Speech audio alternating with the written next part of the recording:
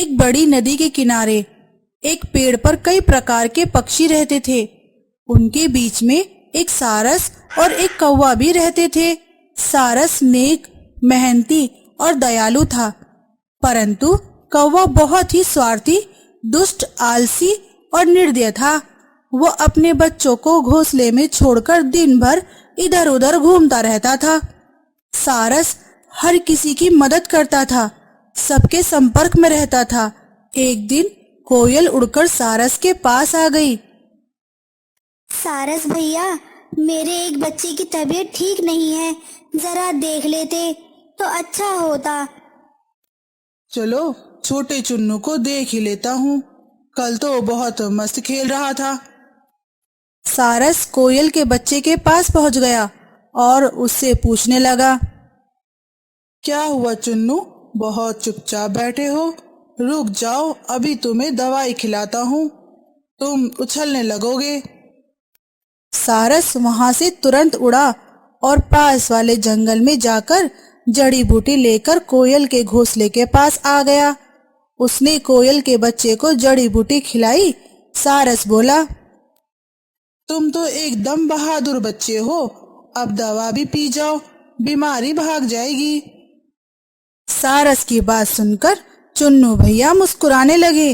एक दिन कौवा कहीं दूर चला गया। सारस वहीं पर पेड़ के पास बैठा था। एक दिन बाज कहीं से उड़कर आया और उसी पेड़ पर बैठ गया। उसने देखा कौवे के घोंसले में कौवा है ही नहीं। दोनों बच्चे उदास होकर बैठे थे। बाज उनके पास आ गया और उन्हें डराने लगा।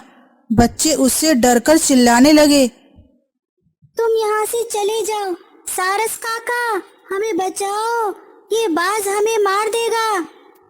सारस झट से उड़कर कौवे के घोंसले के पास पहुंच गया और बोला, डरो नहीं बच्चों, मैं आ गया हूँ, अभी इस बाज की खबर लेता हूँ।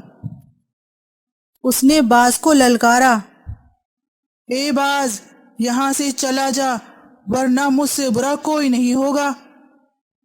ए सारस, तू दूसरों के बच्चों के लिए मुझसे दुश्मनी मत ले, बीच में मत आ। यहाँ हम सारे पक्षी एक परिवार की तरह रहते हैं, एक दूसरे के साथ सुख दुख साझा करते हैं। कोई भी बाहरी पक्षी हमारी एकता को भंग नहीं कर सकता। बाज ने जब सारस के तीखे तेवर देखे तो उसने भागने में ही भलाई समझी। दोनों बच्चे उसे उड़कर जाते हुए देखकर बहुत खुश हो गए। इतने में तेज तूफान आ गया। कुछ देर में पानी बरसने लगा। सारे पक्षी अपने अपने घोंसलों में छुप गए। कौवा अभी भी नहीं आया था। उसके बच्चे फिर से डरने लगे। बरसात तेज हो चुकी थी। कौवे का घोंसला सही स्थान पर ना होने के कारण उस पर बरसात का पानी टपक रहा था। दोनों बच्चे ठंड से ठिठुर गए थे। सारस को उनकी चिंता हो रही थी। वो उड़कर कौवे के घोंसले के पास पहुंच गया।